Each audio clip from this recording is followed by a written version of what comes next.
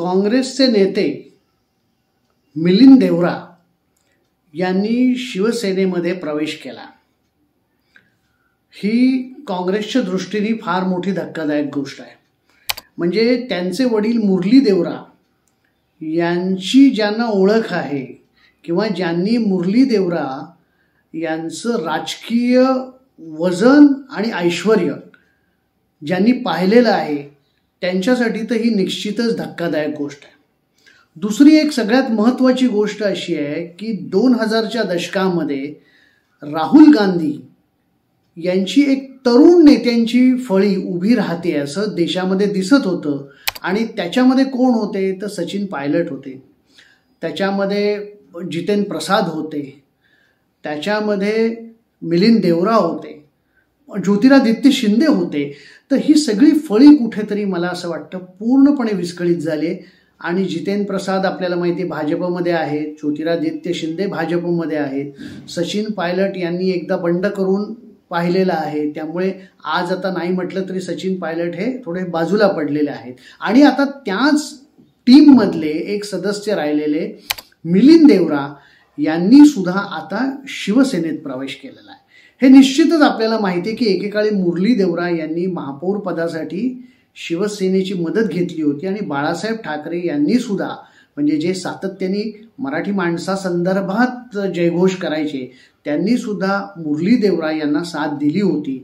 मुरली देवरा आणि बाळासाहेब यांचं एक चांगलं मैत्री सुद्धा होतं आणि ते त्यांनी अत्यंत छान चांगलं दीर्घकाळ जपलं होतं। त्यामुळे आज मिलिंद देवरा यांचं हे जे काही बंड आहे त्याच्यामुळे निश्चितच राहुल गांधी यांची एक जी यंग ब्रिगेड होती जी उभी राहत होती पक्षामध्ये ती संपुष्टात आलेली आहे। आणि आज आपण बघतो आहोत की 85 वर्षांचे खरगे हे तो पक्ष चालवत आहेत, त्यांच्याकडे अध्यक्षपदाची धुरा आहे। आणि आत्ता काँग्रेसमधले जी प्रस्थापित नेते आहेत त्यांच्याकडे पुन्हा आत्ता काही नेतृत्व येईल अशी काही चिन्ह दिसत नाही। मुरली देवरा हे म्हणजे सका पाटील, रजनी पटेल यांच्या परंपरेतले अध्यक्ष राहिलेले आहेत। म्हणजे आता गेल्या काही वर्षामध्ये मुंबई काँग्रेसला अनेक अध्यक्ष आले आणि गेले, पण मुंबई काँग्रेसचा अध्यक्ष ही एक मोठी परंपरा राहिलेली आहे। म्हणजे रजनी पटेल यांचं एक मुंबई काँग्रेसवरती प्रचंड मोठं वर्चस्व होतं।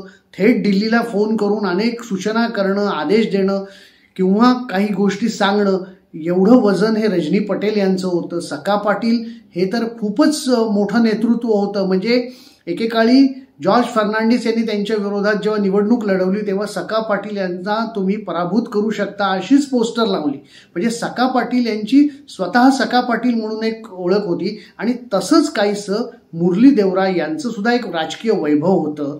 मुरली देवरा जवळपास 22-23 वर्ष हे मुंबई काँग्रेसचे सलग अध्यक्ष होते आणि त्यांना कुणीही विरोध करू शकत नाही अशी परिस्थिती होती। राज्यातले मुख्यमंत्री सुद्धा अनेकदा मुरली देवरा यांना वचकून असायचे, कारण त्यांचं जे दिल्लीमध्ये वजन होतं ते खूप प्रचंड मोठं वजन होतं। आणि त्यामुळे त्या मुरली देवरा यांचा पुत्र त्यानं काँग्रेसची साथ सोडून आता शिवसेनेमध्ये थेट प्रवेश करणं हे एक निश्चितच मला असं वाटतं खूप वेगळेपण आहे। मुरली देवरा यांनी मुंबई काँग्रेसची एक हाती सूत्र दीर्घकाळ राबवली, आपल्या हातात होती। आणि त्यांचं खेतान भवन हे एक त्या काळामध्ये राज्यातलं एक पॉवर सेंटर म्हणून ओळखलं जायचं। आपण जर बघितलं तर मुकेश अंबानींपासून अनेक बडे बडे उद्योगपती हे स्वतःहून मुरली देवरा यांना भेटायला खेतान भवनला जायचे आणि खेतान भवनमध्ये त्यांच्याशी चर्चा करायची। काँग्रेसमध्ये सुद्धा मुरली देवरा यांचं एक स्वतंत्र असं स्थान होतं आणि मुरली देवरा यांचा दबदबाही खूप मोठा असायचा। म्हणजे मुरली देवरा जेव्हा निवडणूक लढवायचे तेव्हा त्यांची एक स्वतंत्र अशी एक कार्यशैली होती आणि त्या कार्यशैलीने ते निवडणूक लढवायचे। आणि म्हणजे मुरली देवरा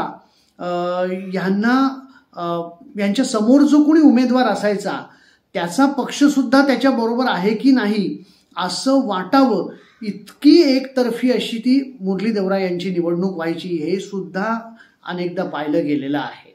मुरली देवरा यांच्या वर्चस्वाला पहिला हादरा बसला तो राज्यामध्ये शिवसेना भाजप युतीचं सरकार आलं तेव्हा। म्हणजे ते सरकार आल्यानंतर साधारण 1996 सालची महापालिकेमध्ये त्यावेळेला काँग्रेसची सत्ता होती आणि पुष्पकांत म्हात्रे हे महापौर पदाच्या निवडणुकीला उभे होते आणि त्या निवडणुकीमध्ये पुष्पकांत म्हात्रे यांचा दारुण पराभव झाला आणि पुष्पकांत म्हात्रे पराभूत झाल्यानंतर कुठेतरी मला असं वाटतं की मुरली देवरा यांच्या त्या राजकीय वैभवाला, त्या राजकीय ऐश्वर्याला, त्यांची जी काही राजकीय सद्दी होती त्याला एक मोठा सुरुंग लागला.